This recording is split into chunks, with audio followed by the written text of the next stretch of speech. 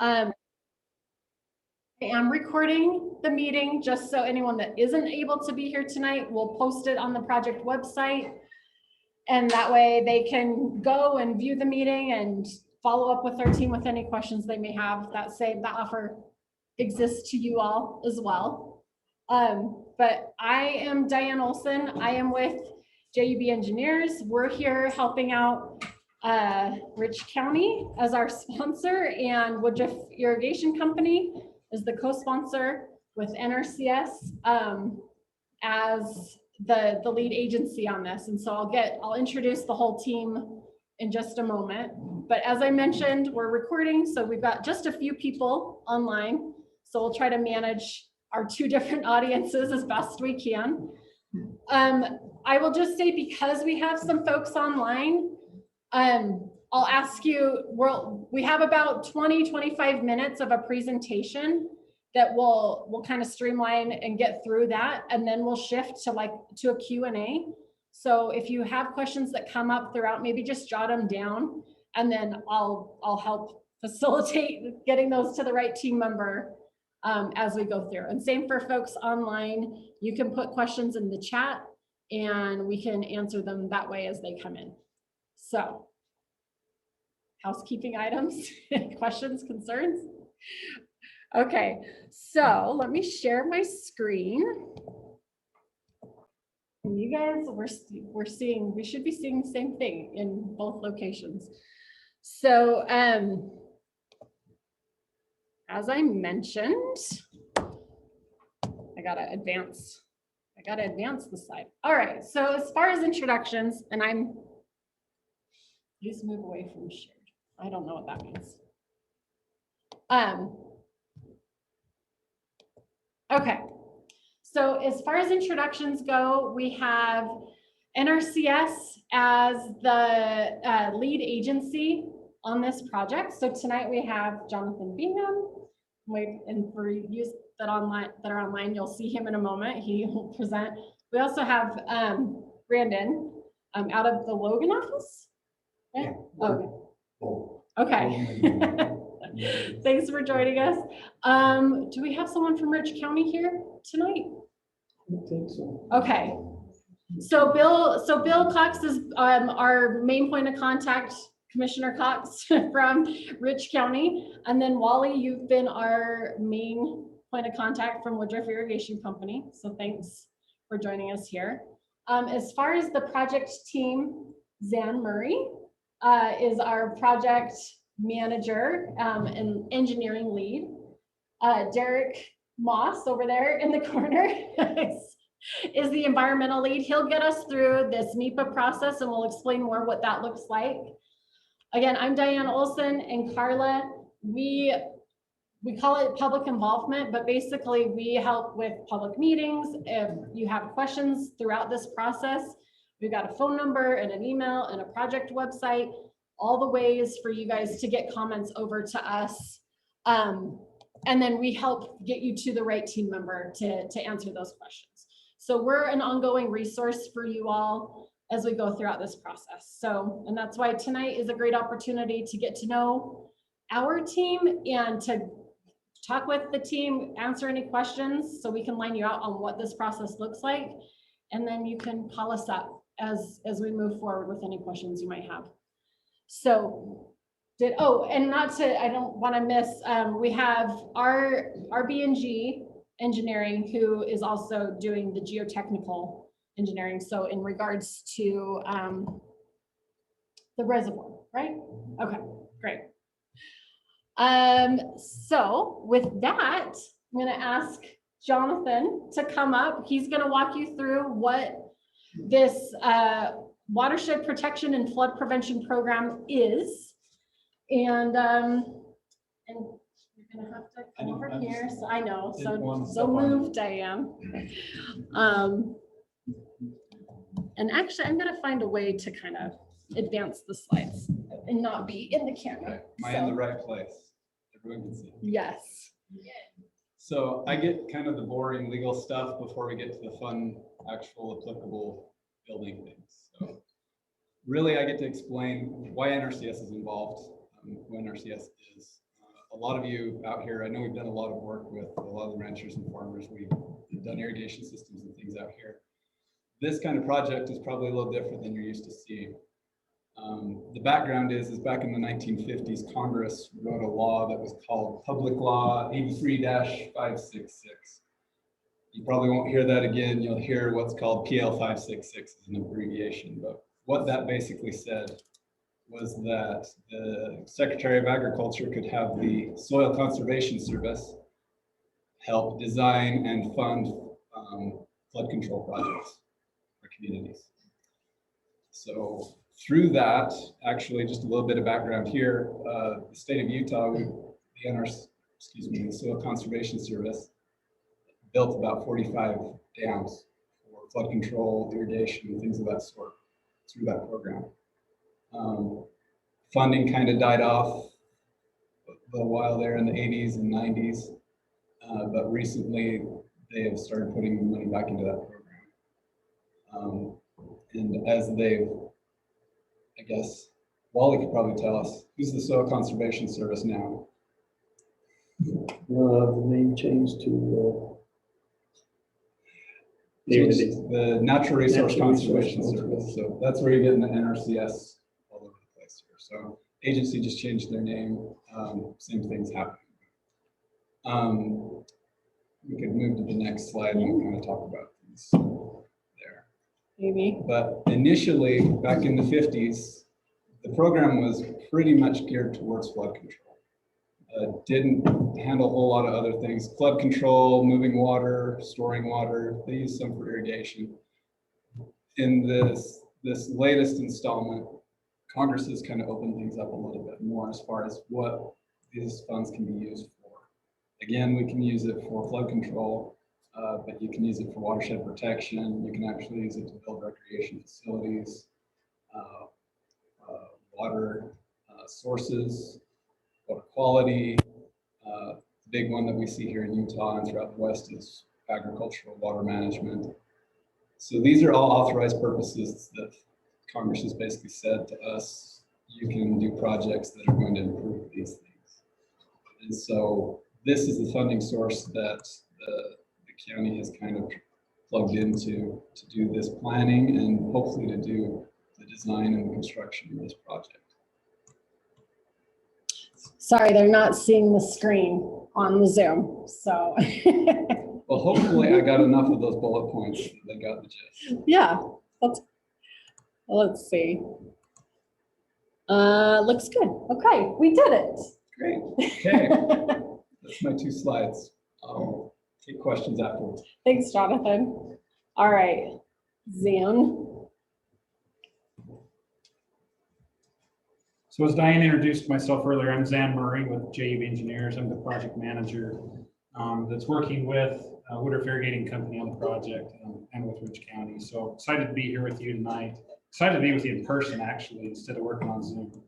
So today we're going to talk a little bit about some of the specific items we're going to address with this project, or concepts that have been presented as we've looked to get funding for this project. So we worked together with Woodruff Irrigating Company and Rich County to submit an application to look at a few different things. The first one is to deal with the lack of water storage that exists. We're all experiencing that right now, right? The irrigation company is essentially out of water, and it is the middle of June. So hopefully this project can do something to address that lack of water storage and improve that. Things are also getting older, and we're going to show some photos here in just a minute that talk about some of the issues that might be aging and failing and causing some issues within the infrastructure on the system. There's also a need to create more efficient infrastructure to deliver water. Many of the diversions along Woodruff Creek are struggling, and they either get flooded out and flood your fields to where you can't get irrigation water. You get so much water on them, you can't get on to work them until a month later than you need to. Or perhaps the flows are so low that you can't get water out of them at this time of year to do what you need to do. And then the last thing that we're trying to focus on with this is to reduce impacts from flooding. As we mentioned, when we get good runoff years, the water coming down the creek will overtop the diversions, flood your fields, and cause a lot of issues. As we went up to the site today and looked at the irrigation reservoir, we noticed that, I noticed that actually the road was compromised in a couple of spots, and they've had to put gabions in because the stream is migrating as well. There's a lot of different watershed concerns. And when we talk about watershed concerns, we're talking about things that related to water coming off of the mountains and through the existing drainage paths that cause issues. And so these are the things we're talking about and trying to address with this program. Oh. They don't make it easy, Sam. There you go. So one of the project goals that we want to focus on is storage. We talked about that just a second ago. And that has to do with Woodruff Creek Reservoir. We oftentimes have water spilling over Woodruff Creek Reservoir. In fact, we had a spill happen this year. We just don't have the inflow coming in now to sustain the flows throughout the irrigation season. So we want to be able to store as much water as we can. And the irrigation company has made another application to store additional water that comes off in those high runoff seasons. And it's in review at this point in time, but it's hopeful that water right for storage will be granted, and the opportunity to enlarge the reservoir could occur as a potential concept of this project to meet the concerns or goals that we're trying to have take place. We want to improve reservoir safety. We want to make sure that it operates cleanly, clearly, and in a safe manner. We also want to look at automating that reservoir in certain ways. Most of the reservoirs now have telemetry or SCADA systems that will relay information back to the irrigating company or other users to know what the level in the reservoir is. It will convey to you information about what the flow rate is from the reservoir, and that helps to manage the water more effectively. The spillway also is built to the right capacity, but we're seeing some issues with its structural integrity. We'll show you a couple of photographs about that in just a second. And then another part, as Jonathan mentioned with the program, is this funding does look to improve recreational opportunities. So are there some things up in that area that we can do to improve recreational opportunities? Is it an access to the reservoir? Is it fishing docks? Is it something there to make it more usable for the public? That's all part of the applicable program funding opportunities. We're also going to talk a little bit about the project goals associated with the distribution system and the diversions. So obviously the diversions have been around for a long time, and they are experiencing some struggles.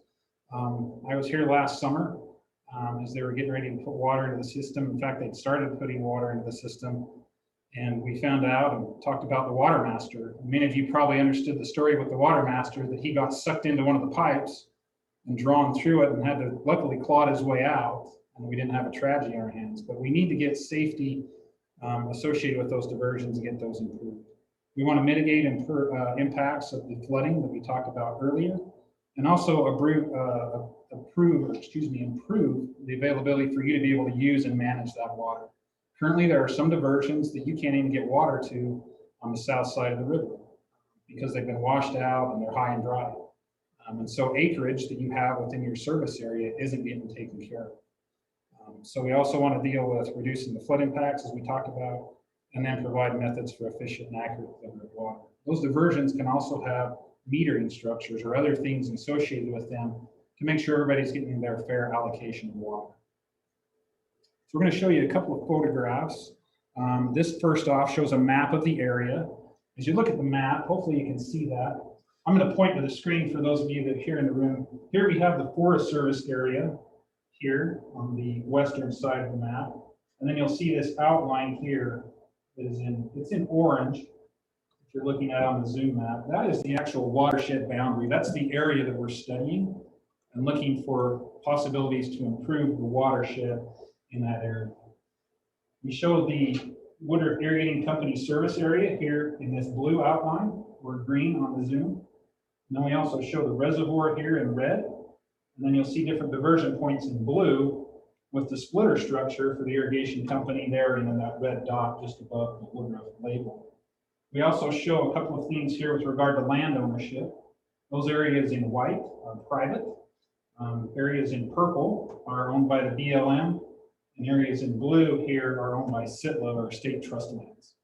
And so those are different things to give you a context of what the land use is around. We have a lot of BLM land in the watershed area, as well as SITLA lands that bring about partners that may participate in the program with us as we work through the environmental process. The next couple of slides show a couple of concerns. As I mentioned, this is a picture on the left of the spillway structure. We've been up at the site and looked at that. We've seen it spill in the past and it works quite effectively, but there's some structural challenges with it. There's some cracks in the walls and we want to be able to get those repaired and taken care of and fixed. On the right side of that slide, you'll see the outlet structure where the water is actually released and comes into the creek to be able to service you as many of you as shareholders in the irrigation company. And it's just showing signs of wear and tear. The dam was completed in 1969, so it's been there for around 50 years, right? So there's been some wear and tear take place over time. Other areas of concern that we are looking at here, you'll recognize some of these as water users if you do divert water, are these diversions that are shown here. We just show some of these different ones to see different challenges that exist. I believe it's the Fraser diversion. OC would have to clarify. I don't think you're able to get water out of that diversion to irrigate about, I don't know how many acres is it on that side of the creek. Okay, there's a significant service area that you just can't get water on, but you own shares to be able to do that. So, and others of you that may be here in the room or watching on Zoom or may not be here are experiencing similar challenges. And then here on the bottom right, we have this photograph of the splitter structure. And if you've been up to see that, that photograph's a little small, but if you look at those photographs, there's actually holes in the concrete walls. The splitter structure itself has deteriorating concrete itself. And if that were to fall, that would really cripple your system in the way you can get water to the shareholders and be able to use that water in its most effective way. So those are some of the concerns that exist, and those are some of the things we've identified that could potentially be done with this funding as we move forward. So I believe that's all the slides I have. Yeah. So I'm going to turn the time over to Derek. Thanks, Sam. My name is Derek Moss. I will be the environmental lead on this project and excited to be here, excited to be working on this project. I wanted to touch real briefly. These are real wordy slides and I apologize, but why are we here tonight? It's because of NEPA. We're going to be, these are federal funds. Whenever we're using federal funds, it triggers the National Environmental Policy Act, and NEPA is, as part of that, NEPA ensures that there's participation from the public, from the folks that are going to be involved. We're here to gather your input and get your ideas and the concerns that you have with this project. We want to know what those are up front. So that's why we're here. As was mentioned, NRCS is the lead federal agency. I work for JEB Engineers. We work very closely with NRCS in developing what will become what's called the Plan Environmental Assessment, the Watershed Plan Environmental Assessment. That's shortened to Plan EA. So you'll hear that a lot tonight. We're developing a Plan EA. As part of that, there's kind of three pieces. As you can see here, you've got NEPA, of course. That's again, the National Environmental Policy Act. So there's the NEPA regulations that we have to follow, and we'll talk a little bit more about what those are. There's also the PL 566 Watershed Act requirements. And then there's, in addition to that, NRCS has their what are called PR&G, their principles, requirements, and guidelines. So those PR&G, the PL 566 and NEPA all work together to then develop this, what will become a Plan EA.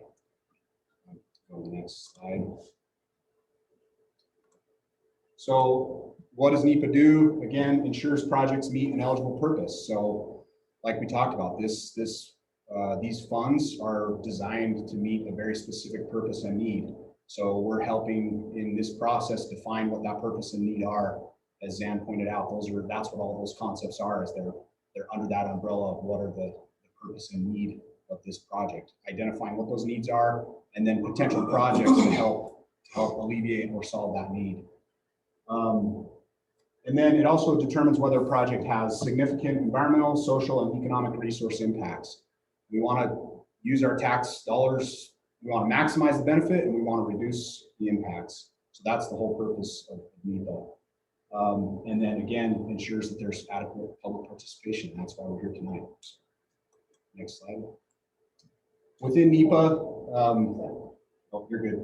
Within NEPA, there's a whole range of resources that we'll be evaluating, that we'll be looking at as we look at potential projects. We're going to be looking at impacts to air quality, cultural resources, land use, noise, all of those things to again ensure that we're maximizing the benefit and reducing any adverse or negative impacts. This slide, very wordy. This is a process. We're going through the process.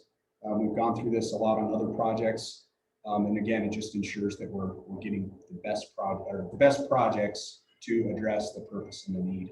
So you can see here, there's just a whole bunch of steps. This is about an 18 to 24 month process. So it takes a while to get through this, what is called planning. There's kind of the three phases. There's planning, design, and then construction.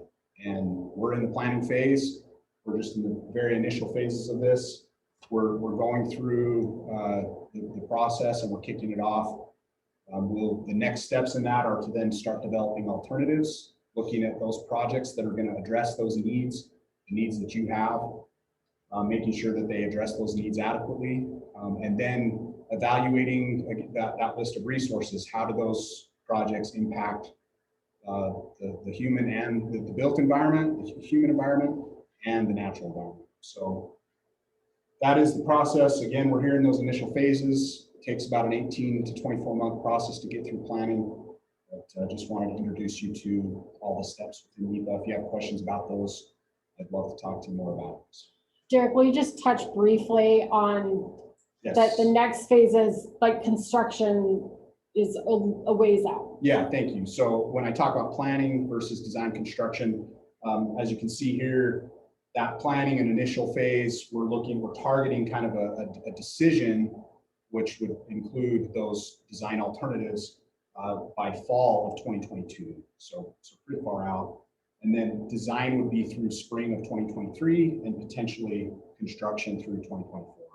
That's all pending, environmental reviews, approvals, and all the things that we need to get through. But that is the process, and that's the process we'll follow. So, yeah. Is there? Yeah. Next slide.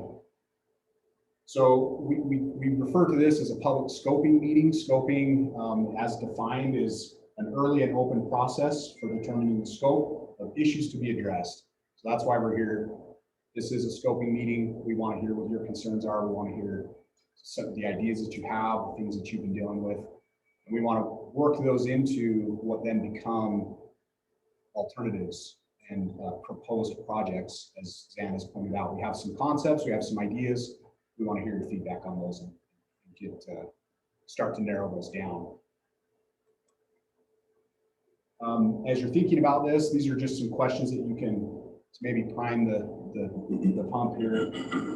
Are there any concerns with the possible locations and associated conceptual designs? So any of those things that we've presented, what are your thoughts? What concerns do you have? And so we'll open that up to the group to ask questions. And then also after, there's opportunities to leave comments, and Diane will talk more about that. Another question might be, what are the concerns and issues you've observed? What issues with the watershed could potentially be addressed with this project? Are there things that we haven't thought of, that we haven't considered? We want to hear what those are. And yeah, that's my presentation. I think turn it back to Diane. Okay, thanks. So before we switch to getting to your questions and having the team address them, the commenting process. So scoping, the process that we're in now started on June 1st. It goes through June 30th. This is where we're looking to have formal comments. So on a comment card, through an email, you can put a letter in the mail to us. Those become part of the official record. So I would encourage you today to leave, as we talk, as you get more information from the team, to leave a comment card for you guys online. You can send an email. And that also, but outside of that, it is very beneficial to hear what your questions and concerns are. So the team's already met with the irrigation company and had some site visits and whatnot. So I would say, even outside of the scoping, if you have questions or concerns, that's what we're here for, to help guide you through that process, to take that feedback and to hopefully, you know, inform the project concepts as they move forward. So yes, we appreciate official comments written by June 30th. That becomes part of the official record. And we can field your questions and comments outside of that as well. So anyone who leaves here, we can make our phone number and our email available to you as well. This meeting, this presentation will be put on the NRCS project website. So if someone who isn't here tonight, if you feel like they would benefit from this information, we can direct them there as well.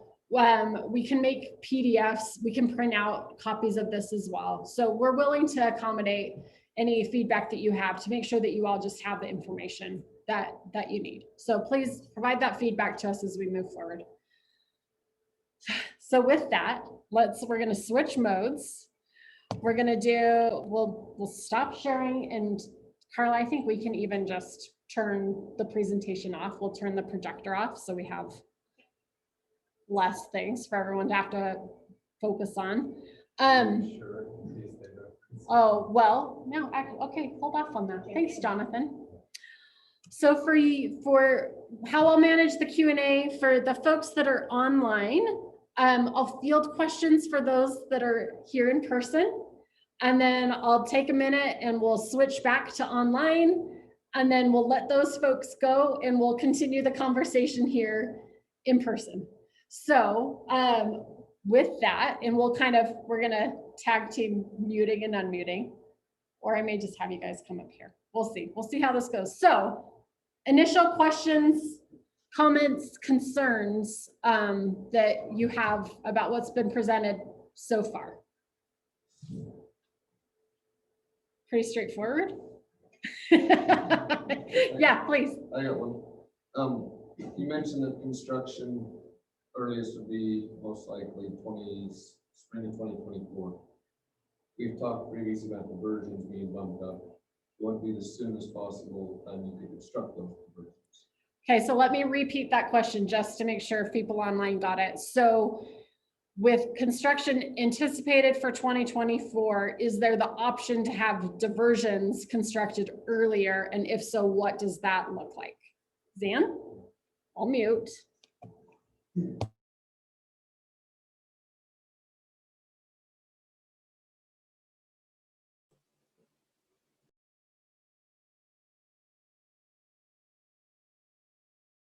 Okay.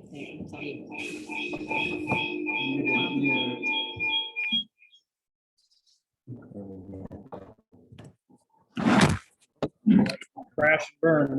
Yeah, you can't. Sorry, it's just easier to answer this, maybe really. To answer your question, the process that Derek outlined takes about 18 to 24 months to get through environmental. Once that's approved, then we move into design, and that can take anywhere from, if the project is simple to design, that could be a shorter period of time, perhaps 6 months. Maybe it takes 12. So the earliest you could look at possibly getting diversions built would be 2.5 years from the start of the process. And that's why we show the spring of 2024, because that's really 2.5 to 3 years. We just want to be conservative and realistic so that you as users understand what that time frame is. It's just what it is. It's a process, and it's not always the fastest in the world. But it is thorough, and it allows people to get the comments in that they need to and get the project done in a right way.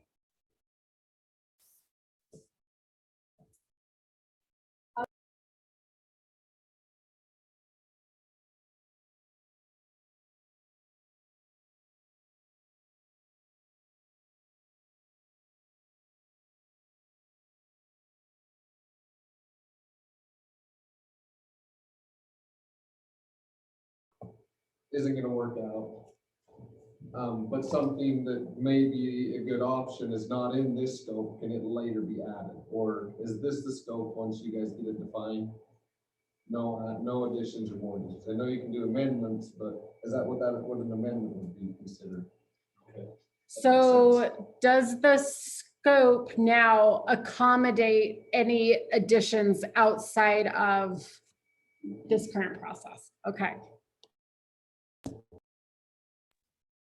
So to answer that question, Tyler, it can be amended. In fact, we've presented concepts that went in for the funding application. These were concepts based upon the needs of the irrigating company and local users.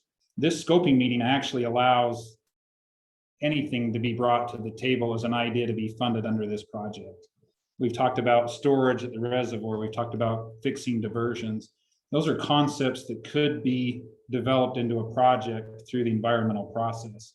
However, if you have a project that doesn't relate to any one of those things, but addresses the purposes and improving the watershed, as we talked about when Jonathan talked about those items, bring it forward through the comment period and write that down so that we as a team can evaluate it. It's not that these are predetermined ideas at all. In fact, that negates the NEPA process.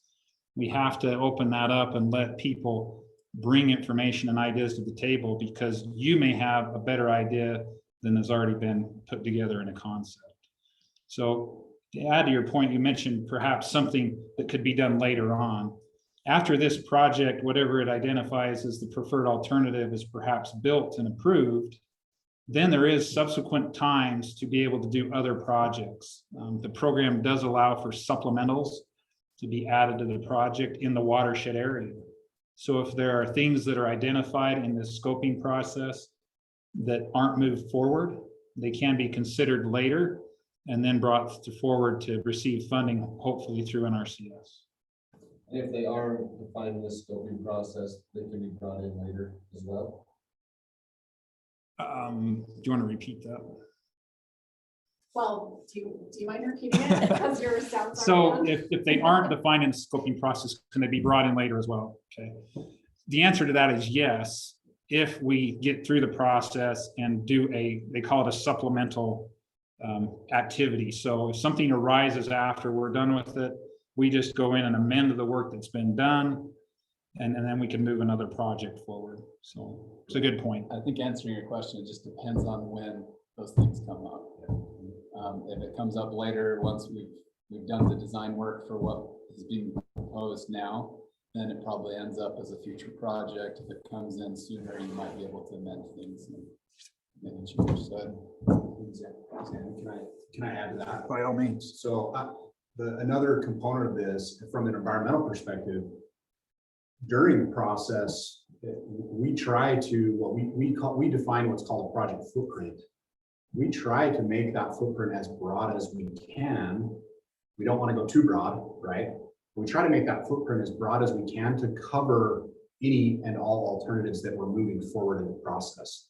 So even as we're developing those alternatives, if other alternatives come forward at that time, still within that process, we'll make sure to cover those, meaning they get cleared for environmental resources, and we talk about potential impacts of any of those alternatives that will move forward in the process. So even between scoping and alternative development, there may be other things that come up, particularly as we move through the design process. There's going to be some other things that probably come up, and as we work with you and others, there may be some things that get added into that we make sure to clear in our environmental process.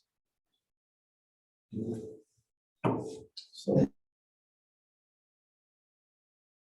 Yes, it was any diversion in the system will be studied in this EA, and we'd be able to work on those diversions as long as they're within this scope of this.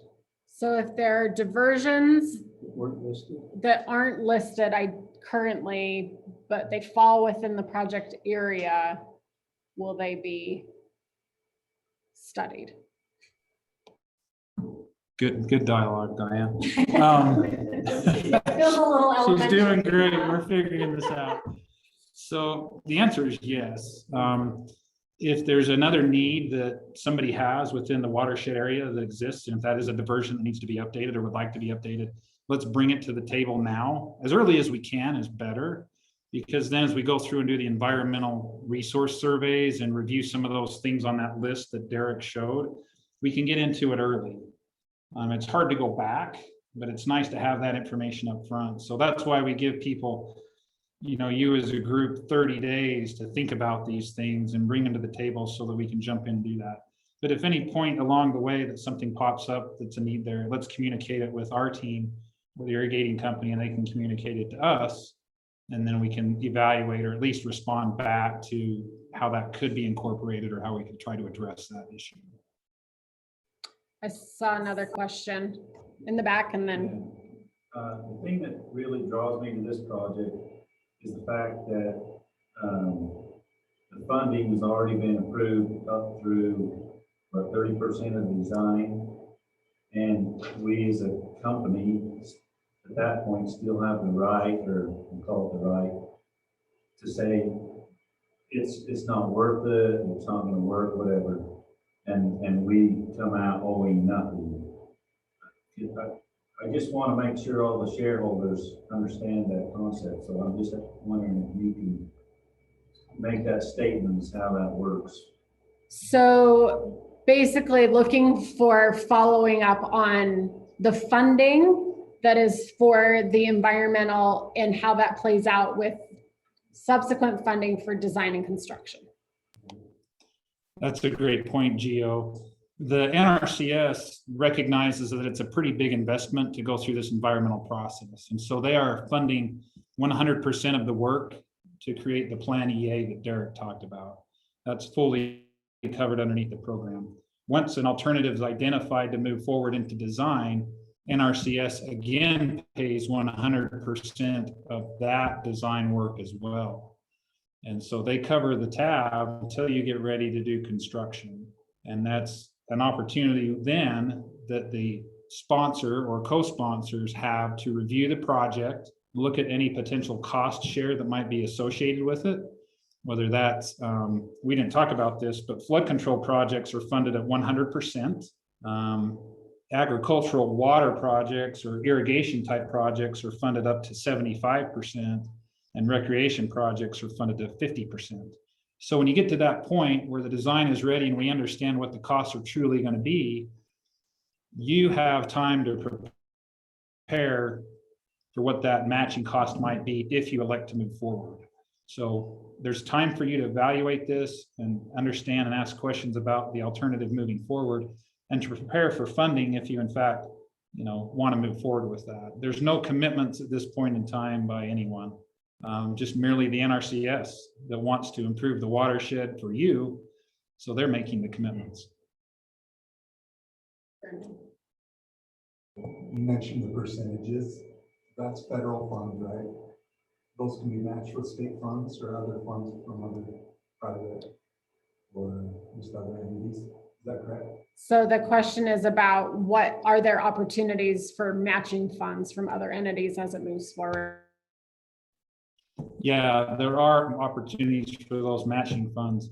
It can be a loan from a state agency or a private agency. It can be a grant or other investment from another agency within the state. Federal dollars can't match federal dollars, but we can bring state dollars to match the federal dollars that come from NRCS.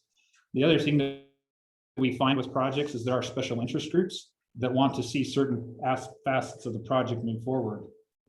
Trout Unlimited or other natural resource, groups may be interested in contributing to our project to get amenities built into it that promote their interests.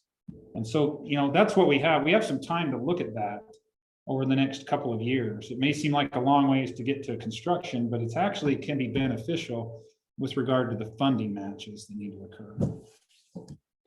Okay, we'll get to you finally with your question. So can part of the project be flood control? And so like, for example, diversions, if they're put under flood control, but extending the reservoir is not, can it be like that? Or is it either flood control or not? I feel like the audio was good on that. You have a good projecting voice. And I'll have a hard time repeating that. So yeah, in essence, can certain aspects of the project be considered flood control and be funded at 100%, and then maybe others are more irrigation related and might be funded at 75%? The answer to that is yes. There's an evaluation done, and that is done with the NRCS. We can't just fill out a form and say we're claiming this is flood control, but it's rather a review by them as we go through the analysis and the environmental process, and then we can do that. So obviously at 100% match or 100% funded for flood control projects, we want to take advantage of that as much as we can. So that's what we'll coordinate and work with the NRCS on. While you're talking about that, which I think I've heard before, but what's the difference between calling it, like, what's the benefit of it being flood control versus not? Minus the funding, like, how does it work if it is flood control? Really the funding is the key differentiator. Everything else still goes through the same process of environmental evaluation and design review from NRCS. We have to meet their standards of design, whether it's a flood control or an irrigation or a recreation project. So really the only difference is the matching funds, how much you have to bring to the table. There's a question Back. back. All version and it's gonna be based off like control or Would diversions fall under flood control with that 100% match? That again is something we have to discuss with NRCS because there are facets of it. And if you think about it, it is diverting agricultural water for irrigation purposes. But we will have elements of design within that deal will address with flood control. So we're going to have to work through that a little bit. We'll keep you posted as we go through that, if that becomes a preferred alternative, so that you're aware of if there is a potential cost match associated with it. And the other thing to keep in mind is that we go through the 30% design. We do that so that we can have a pretty accurate idea of what the costs are going to be. And we do that so that sponsors and co-sponsors understand what their investment might be. And again, so you can look at it and say, yes, this is a good idea for us. Let's look to get funding prepared to move forward to maybe match that or do what we need to take care of the project. And will the water masters be involved in the design of the sweater and the diversion? Can you just repeat that question? Yeah, will the water masters and even the irrigation company be involved with the design of the diversions and splitter structures? I sure hope so, because we'll screw it up if we don't. We understand a lot of engineering and calculations, but we don't understand operation and functionality. And we need their input. And so through the development of those concepts, we'll definitely be looking at that. We've taken 2 site visits, one last year and one just a few weeks ago, through many of the diversions and the splitter. We've worked with the water masters of the irrigating company so far to try to understand what their concerns are. We're taking notes, we're snapping photos, so that as we move into the alternative development phase, we have a good picture of how to address what the user's needs are. So anyone online have any questions, send them over. And until I see it come through on the chat, we'll just keep fielding questions here in the room. And if you're not sure how to use the chat, it's on the bottom of your screen and a little chat bubble. You can click on that and send them over. So other questions or concerns? I would say if you're looking for projects, I would almost suggest studying all of the diversions instead of just a select 5. Okay, so the feedback is if we're looking for projects, look at all of the diversions rather than just the 5 that have been identified so far. How many diversions are there in the system? About 15. I think. There's 15 diversions in the system. Okay. Feedback on how that might play out, Zan? There we go. Yeah, the question is, can we look at all the diversions? I think that's probably a wise idea.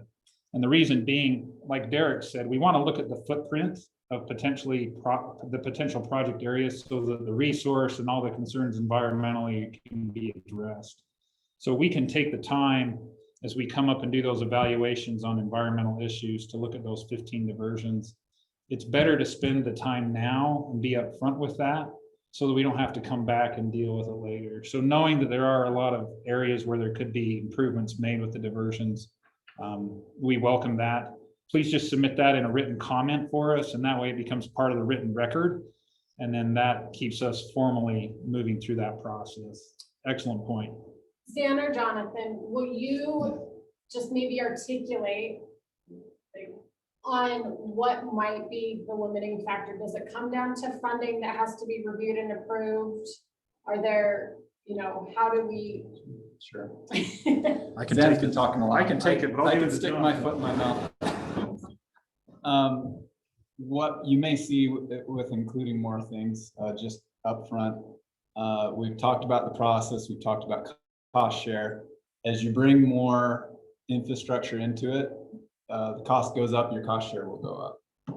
That's fine. You'd still be paying 25 cents on a dollar, but that's just to put it up front. The other thing that we probably should bring up is there in our planning process, there's a benefit cost ratio, which says, okay, this project's going to cost this much, but the projected benefit is this much. You have to have more benefit than cost or the project's just gonna stop. They'll look at it and say, this costs more than it makes, and it's done. So I guess that's one possibility. If we put too much in there, it can cost more and your benefit won't be as high. It's a possibility, but like I said, or like Zan said, we should look at it. That way we'll have information. We'll know kind of what things are costing and you can start to pull things back if you're seeing a problem. I don't know if there's anything anyone want to add to that. Just clarification, like was mentioned earlier, it's better to put it in this plan EA and pull things back in the design phase. Exactly. Try and catch it up. So in your environmental study, covers as much as you can reasonably. And then you can start to say, well, that's a little more than we can handle. You cut it back in the design, like you said. That way you're not going beyond any of what the studies cover. I think that's a very good way of looking at it. And as we go through the design process, or excuse me, the alternative development process, one thing that NRCS is encouraging us as design teams to do is to keep that cost benefit ratio in mind so that we don't head down a path that isn't going to turn out to have a positive cost benefit ratio. So we're going to monitor that along the way and evaluate costs and ideas of benefits so that when we get to the end of the study, we don't get the final report back from the economist and he says, your 0.5 cost benefit ratio and all of the work is for naught. We want to be smart about it as we go forward and recognize what that ratio is because it is a critical component of the funding. And what is a good ratio? I know 1 means you're actually better once you're over 1. What is a reasonable ratio for the NRCS to look at?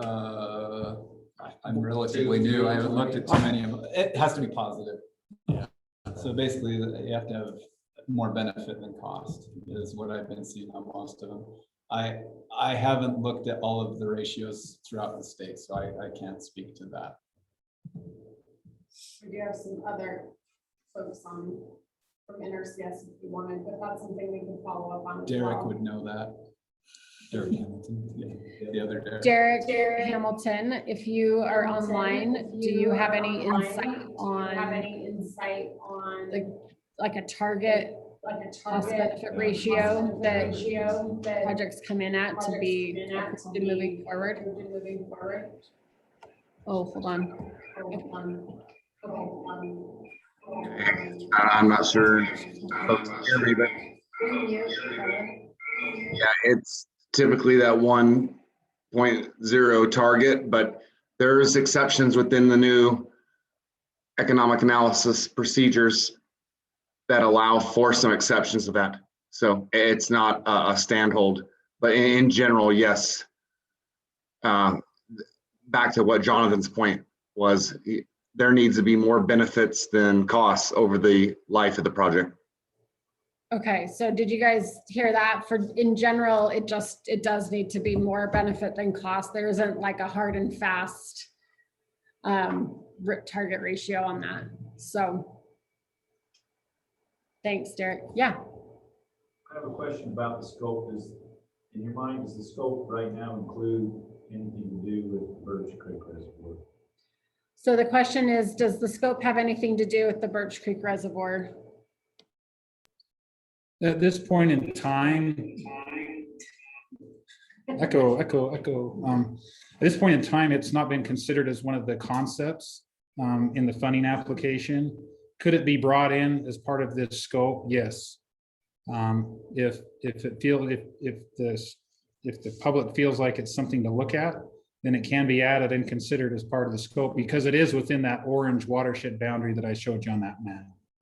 That's gonna be my question.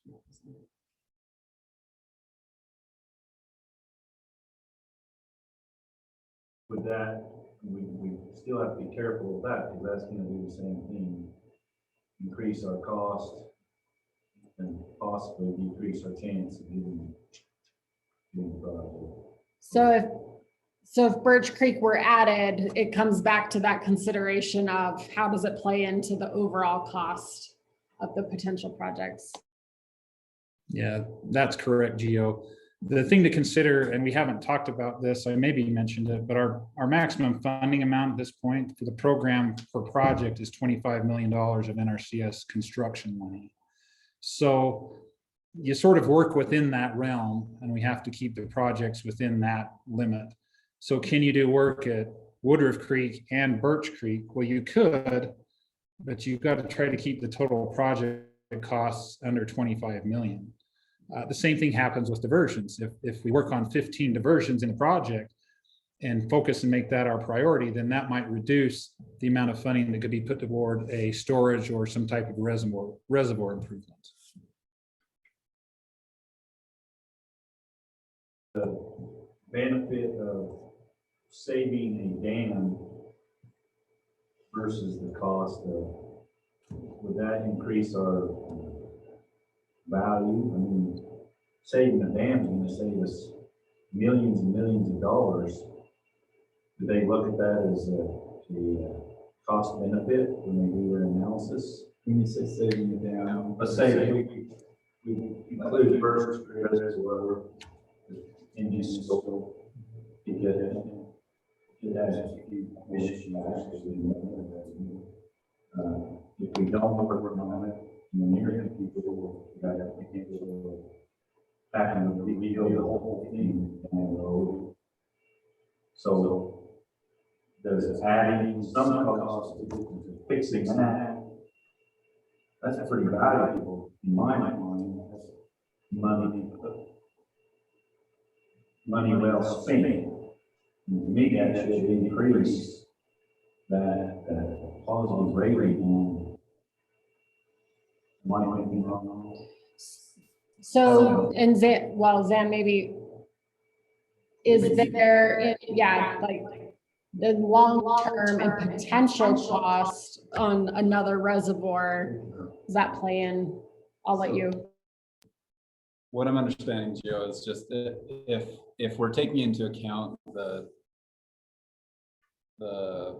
damage or whatever that would be incurred with a failure of the dam. I guess the first thing I'd have to say is I'd have to understand better what the issues are at Birch Creek and what's going on there. I think they do in the flood control, they take into account benefits like preventing flooding, how much it's going to cost if a residence is impacted or damaged or things like that. I think the biggest thing you're going to run into really on this project is dams are expensive. So if you try to do two, you're going to hit that $25 million mark like that. So that would be one thing you'd have to watch for probably. And to that point, it's as we develop the alternatives, we want to watch and monitor the cost benefit ratio and the total project cost. To Tyler's point that he asked about earlier, could subsequent applications be made or supplemental applications be made to address other items? Yeah, you can. So, do you want to, what is your highest and best, most, preferred alternative that you want to accomplish first? Go there initially, and then look at alternative funding, supplemental funding opportunities later, perhaps. So definitely a discussion to be talking about. And I think it's important for the technical team to review that with the irrigating company and also perhaps the state engineer that's over dam safety and some of those items as well.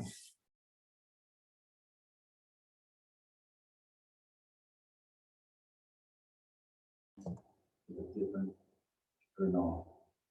Is- Yes, if you do an amendment after you get through the initial project or to a certain point on the project, you can ask for an additional funding amount. I believe that's up to 25 million. So there is. Through this process, as you've gone through this, we've got an approved watershed here for improvements. You go through, you do your construction, whether that's the diversions or all the diversions and the dam. That's complete. You come back a couple of years later and say, hey, we've got an approved watershed here. We'd like to request assistance and funding for Birch Creek.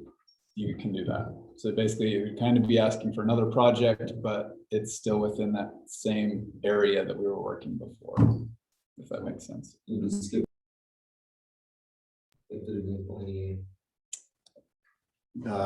guy. No, there would still need to be an evaluation done unless it's covered. Yeah, and that was the comment that I was gonna make is there will be, in this process, there will be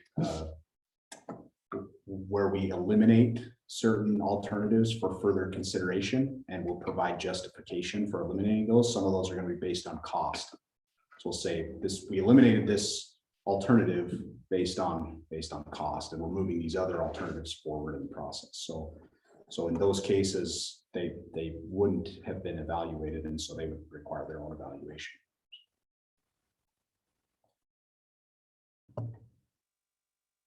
Okay, well, it's 7:58. We completed, so we have the Q&A. No comments came in through online. So with that, I would just, to wrap this up, I would again remind anyone online, here in the room, those good questions and comments and concerns that you have, put those in writing. It's good to have this communication back and forth with the team, but what is of utmost importance is that they are written down so that we can get them as part of the official project record. So I'll just make a push for that. We have comment cards. We thank everyone for joining online. We'll make this recording available for after and the presentation materials on the project website. There is an NRCS project website where you can go and get this information. So with that, thanks for everyone for joining online, and I will end this meeting, and then we can have you guys visit with the project team. Will stick around to answer any questions. We've got maps available where you can also identify some issues. And oh, Derek, So, please. Dan, I know you said this, again, if you ask a question and even if your question felt like it was answered, feel free to put it on the comment card and just to reiterate that. I know it's been said multiple times now. Just want to remind folks of that. Thank So, you. It's helpful. So thanks. thanks for everyone joining online, and we will talk to you soon.